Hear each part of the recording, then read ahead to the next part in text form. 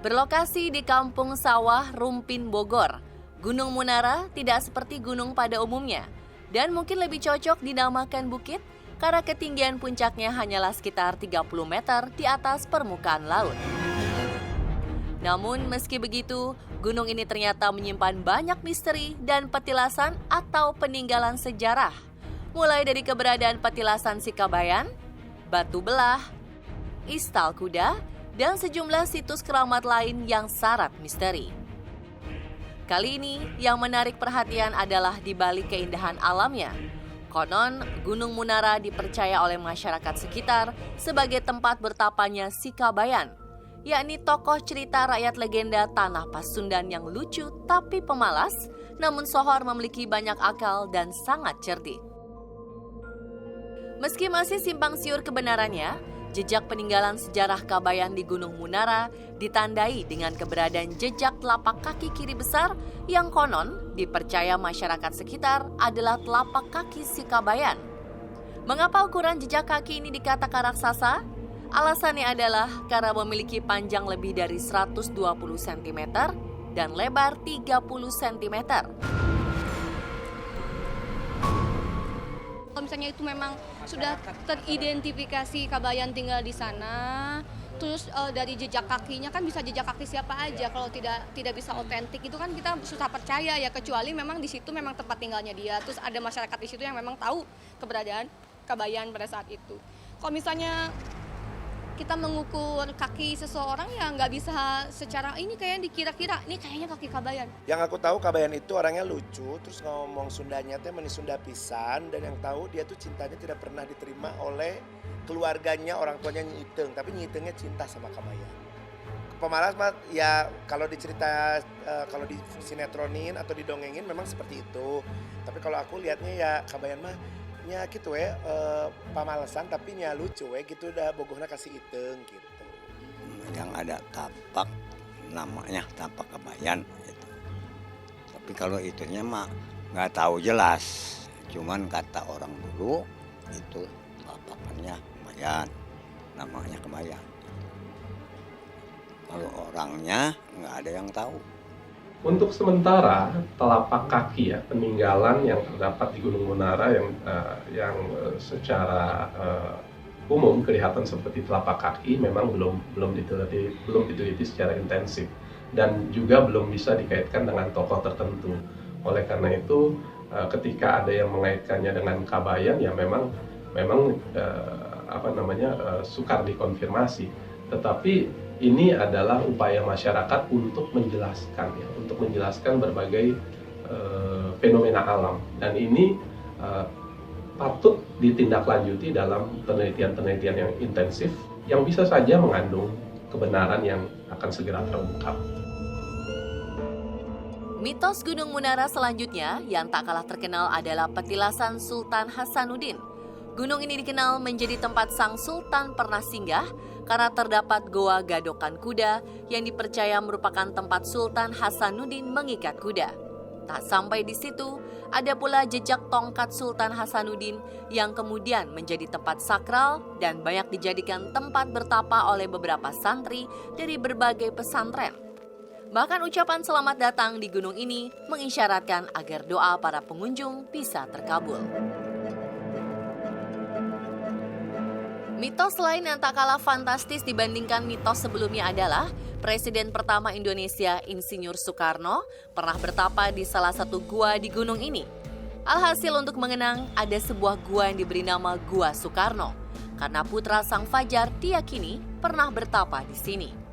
Bahkan karena banyaknya tokoh berpengaruh yang diyakini pernah berkunjung ke gunung ini, belakangan banyak petilasan berbau mistis yang diyakini menjadi tempat untuk menambah ilmu dan meminta pengabulan permintaan.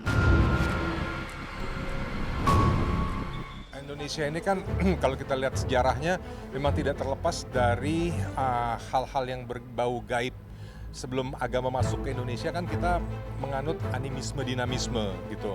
Nah, kepercayaan seperti itu memang sampai sekarang masih ada gitu. Dan kepercayaan memang sampai sekarang itu masih banyak dianut ya oleh sebagian orang-orang di Indonesia. Di setiap daerah itu pasti ada gitu. Nah, jadi banyak seperti itu. Itulah Indonesia, uniknya tuh di situ. Itu kan pertilasan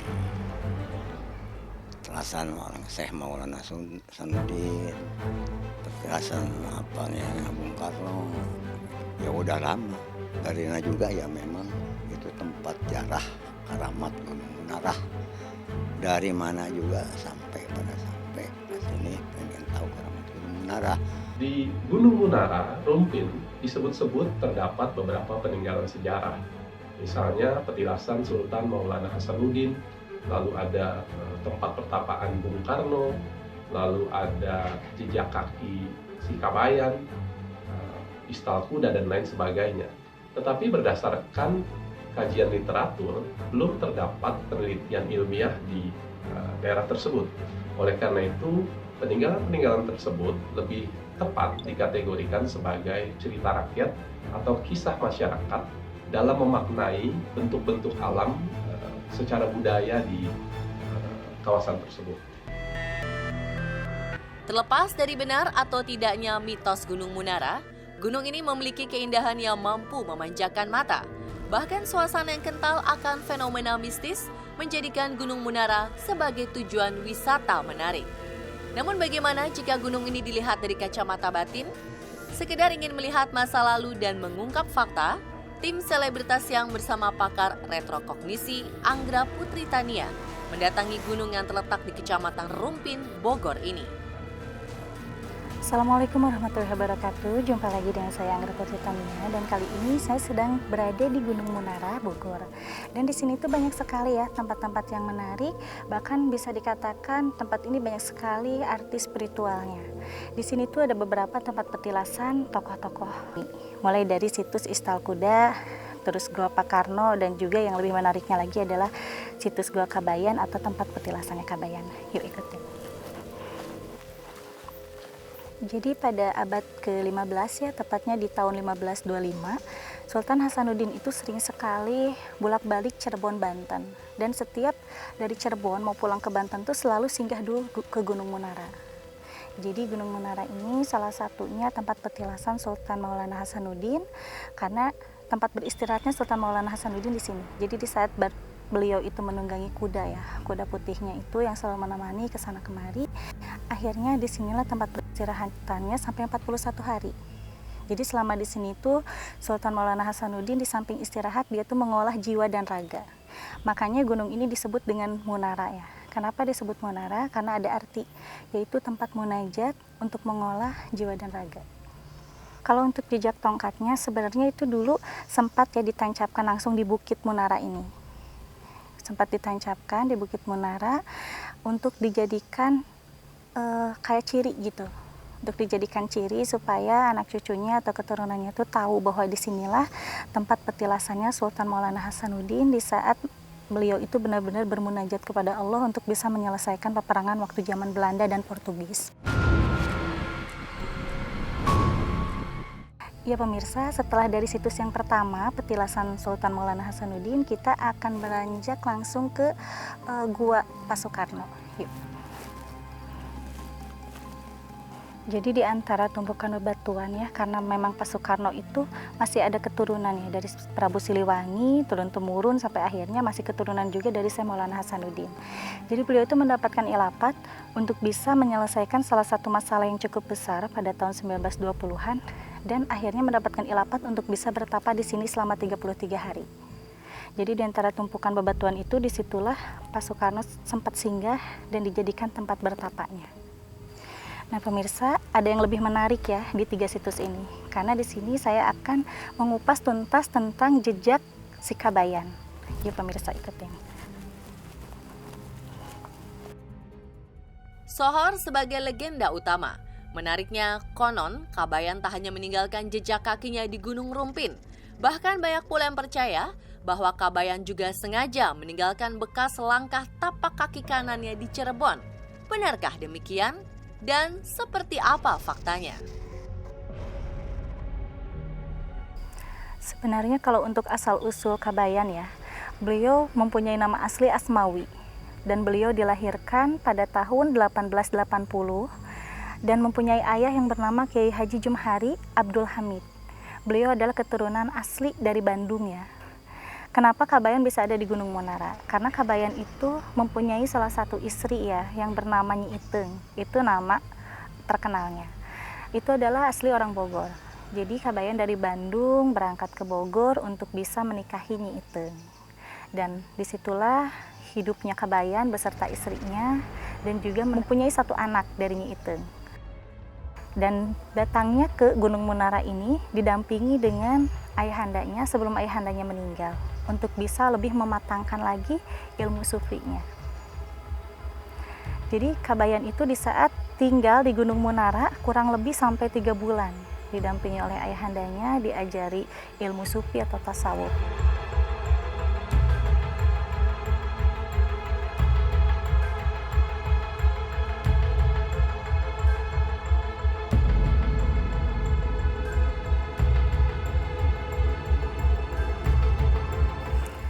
Sebenarnya ya, kalau dari tadi yang pas saya lihat ya, itu ada 2 telapak tangan raksasa yang memang menempel ke batu. Orang lain mungkin itu mengiranya Kabayan, karena Kabayan pernah singgah di Gunung Munara. Padahal sebenarnya telapak tangan raksasa atau telapak kaki kiri raksasa itu bukan telapak tangan dan kakinya Kabayan, melainkan itu adalah telapak tangan dan kakinya Syekh Sultan Maulana Hasanuddin. Karena kalau kita lihat ke belakang ya, pada abad ke-15 masih banyak sekali orang-orang yang tinggi besar karena ada keturunan dari luar, dari Arab. Sedangkan Kabayan sendiri itu lahir pada abad ke-18 akhir ya, dan hidup bahkan singgah di Gunung Munara ini pada abad ke-19. Jadi masih sama dengan kita-kita sekarang ini untuk ukuran telapak tangan dan telapak kakinya. Jejak kaki kirinya ada di sini karena waktu itu memang datarannya itu sangat lembek ya, makanya sampai sekarang itu tercipta menjadi terlihat jelas telapak kaki kirinya Syekh Maulana Hasanuddin.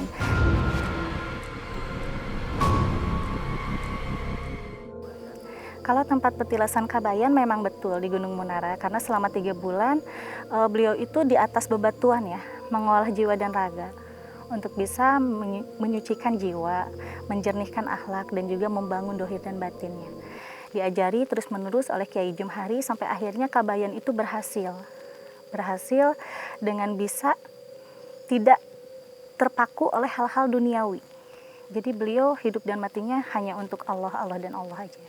Sebenarnya untuk siapapun yang ingin singgah atau datang ke Gunung Munara, alangkah lebih baiknya harus tertib ya, harus memakai etika tata krama yang baik, karena di setiap tempat itu pasti ada penghuninya. Dan di situ kita juga harus benar-benar adabnya itu dipakai.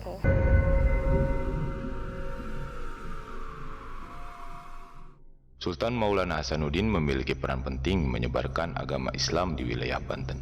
Ia pendiri Kesultanan Banten, sekaligus menjadi penguasa pertama kerajaan Islam di Banten. Sultan Hasanuddin adalah putra kedua dari Nyi Kawunganten, putri dari Prabu Suroswan, dan Syekh Syarif Hidayatullah, atau yang lebih dikenal dengan sebutan Sunan Gunung Jati.